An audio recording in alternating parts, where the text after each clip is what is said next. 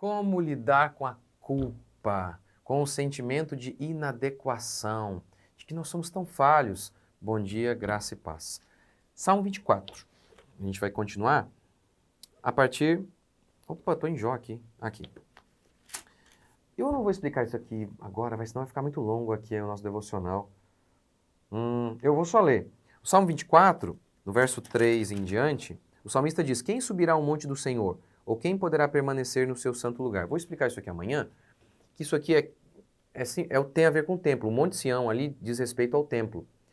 Quem é que vai habitar, né? Porque é o lugar onde Deus habita. Quem subirá ao monte ou quem poderá permanecer no seu santo lugar? É uma alusão ao templo. Quem poderá se aproximar de Deus, ter comunhão com Deus? É sobre isso que eu quero falar. Vou desenvolver isso mais amanhã, mas hoje eu já vou falar sobre a questão da culpa. Vou começar aqui falando um pouco da questão da culpa e amanhã isso vai fazer sentido também, tá bom? Amanhã e quinta e sexta. Vocês lembram daquele caso de um pai que ele atropelou o seu, acho que são 2 filhos, na garagem de casa. Foi sair de casa, alguma coisa assim, atropelou primeiro, aí o outro entrou, atropelou. Nossa, foi um negócio terrível. Negócio terrível. Você imagina a culpa? Quem é pai, principalmente, vai ter percepção maior ainda do que da culpa que esse pai deve ter sentido, ainda que não foi a intenção dele. Agora, quer você sinta, quer não, a culpa está sobre o homem. A culpa está é o sentimento de inadequação. Pensando aqui em primeiro lugar no homem ímpio, que não tem Deus. O homem ímpio, quer ele sinta, quer ele não sinta, esse sentimento de culpa está sobre ele. Quando eu era garoto, meu pai me levava para jogar futebol de Ubatuba para Taubaté. E no caminho eu ouvia a música, meu pai colocava a música lá do Cláudio Claro. Cristo levou sobre si as nossas dores, o castigo que nos traz a paz estava sobre ele. A música é Isaías 53. E o tempo todo falando de culpa, do nosso pecado e que ela foi removida em Cristo Jesus. Eu era insensível, como a Bíblia fala que nós somos, o ímpio ele é insensível, o coração dele é de pedra. É de pedra, não tem a culpa real.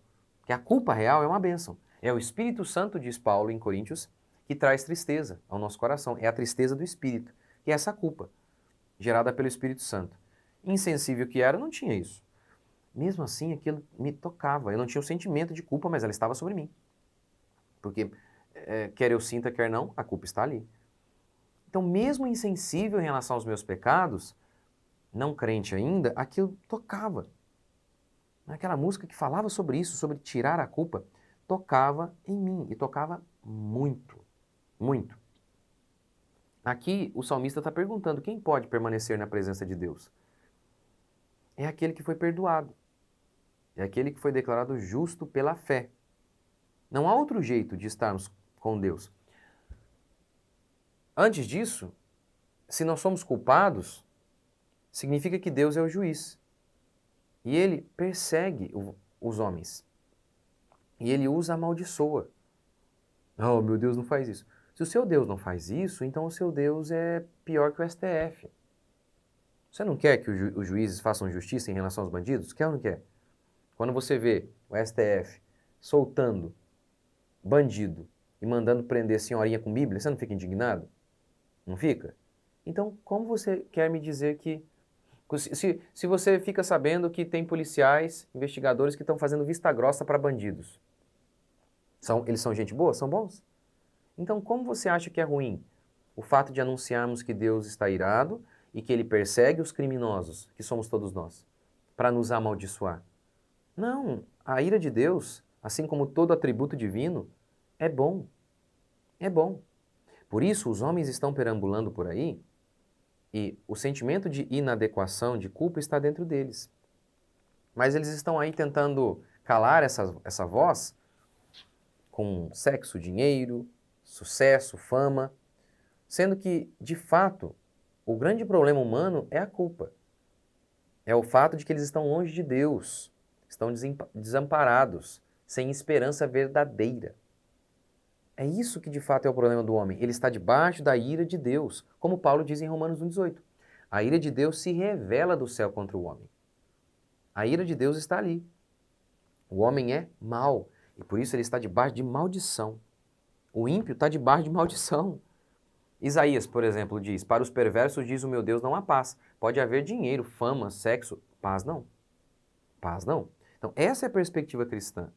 Por isso que o ímpio está sempre com um sentimento de inadequação, ainda que ele entenda que é culpa, que é o fato de que ele está longe de Deus, é um vazio que só pode ser preenchido por Deus, mas é por isso que ele é ímpio. Não, desculpa, é por isso que ele está vazio. É por isso que ele é infeliz, ele não tem a felicidade que um cristão tem. Não tem, não tem. E o cristão se converte, também precisa lidar com a culpa o tempo todo. O tempo todo. Como eu vou falar aqui amanhã, vai. Davi diz aqui, ó, quem é que vai habitar no monte do Senhor, o que é limpo de mão e puro de coração? Limpo de mão? Então Davi mesmo que escreveu o Salmo não podia, porque ele tinha muito sangue nas mãos. Ele matou Urias e matou mais um monte, como eu vou mostrar para vocês amanhã. Matou um monte. Ele não tinha as mãos limpas. Como que ele pôde subir e qualquer outro pôde? Pode.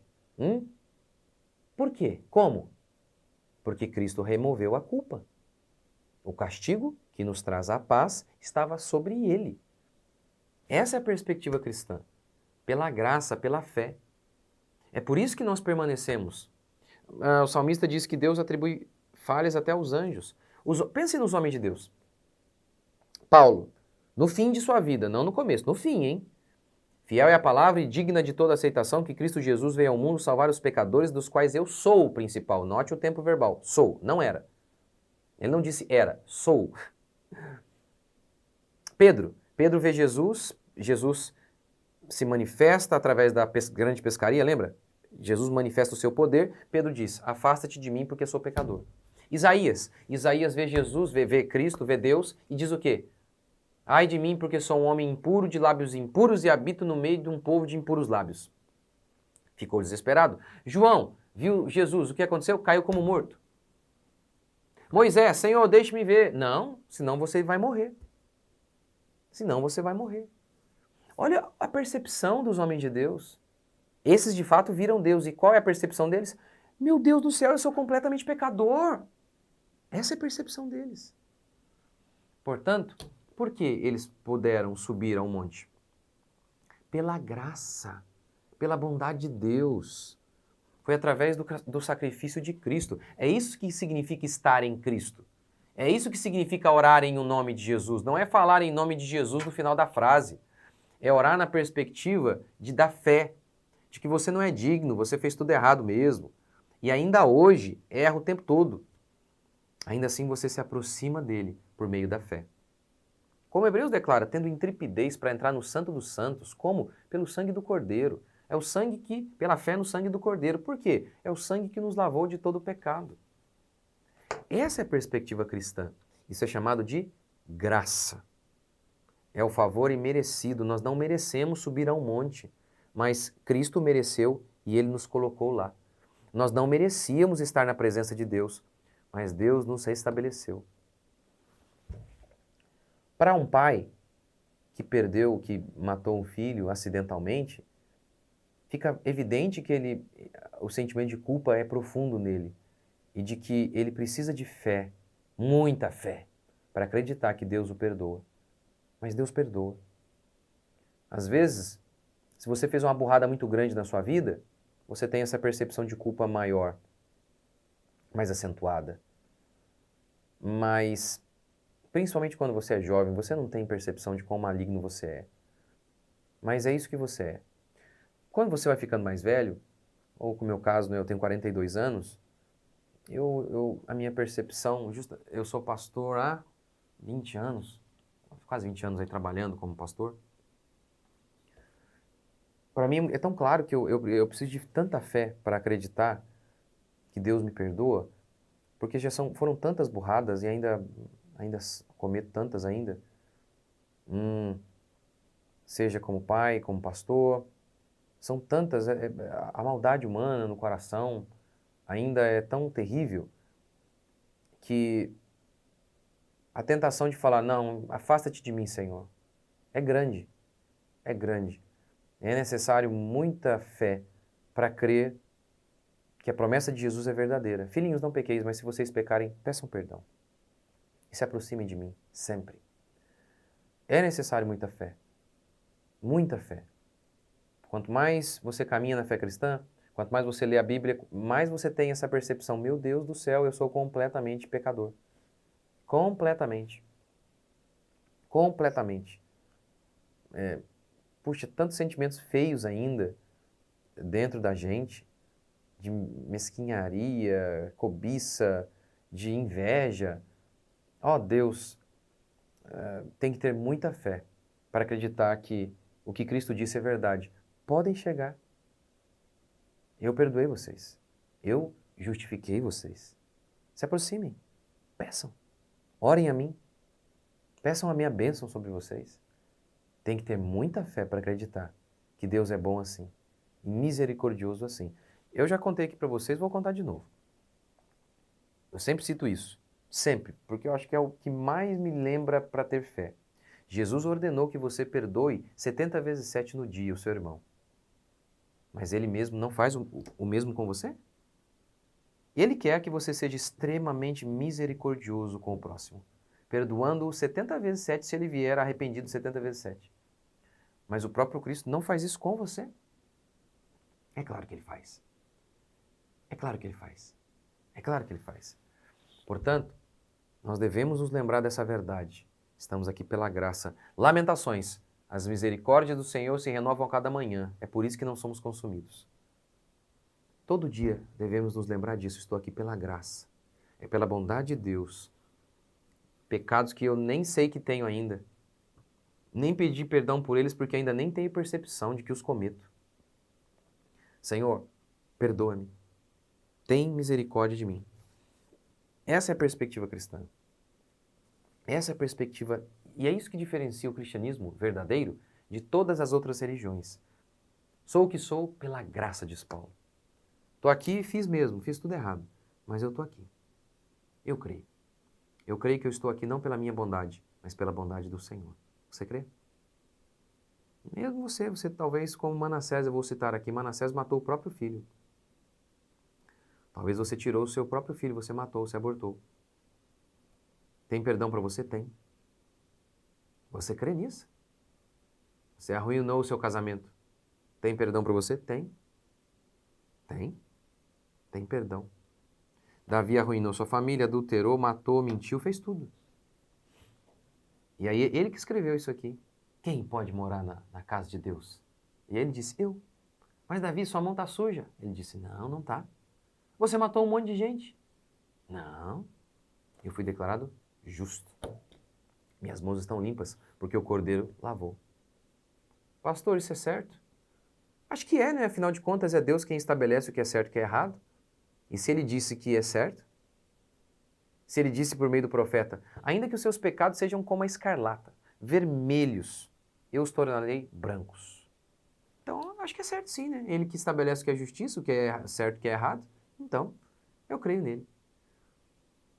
Eu fui perdoado. É por isso que eu estou aqui hoje orando, Senhor, guarda minha casa, minha família, igreja, guarda a nossa vida. Vamos orar? Senhor Deus e Pai, perdoe os nossos pecados mais uma vez e nos ajude e nos instrua, Senhor, a seguir o Teu caminho. E não permita que venhamos a cair na tentação maior de todas, de duvidar do Senhor, duvidar da Tua palavra. A Tua palavra diz que o Senhor nos perdoa de todo o nosso pecado. O Senhor é nosso advogado que nos defende diante do Pai. Ó Deus, perdoe os nossos pecados. E nós cremos que o Senhor já ouviu essa oração. Tem misericórdia de nós, nos transforme a cada dia, enche-nos de fé para não cairmos diante das acusações de Satanás, para que possamos ficar firmes na Tua palavra, na Tua santa e bendita palavra, tendo a convicção plena de que o Senhor é conosco, de que a mão do Senhor é sobre nós. Por quê? Porque o Senhor nos justificou, o Senhor nos perdoou de todos os nossos pecados. É por isso que estamos aqui.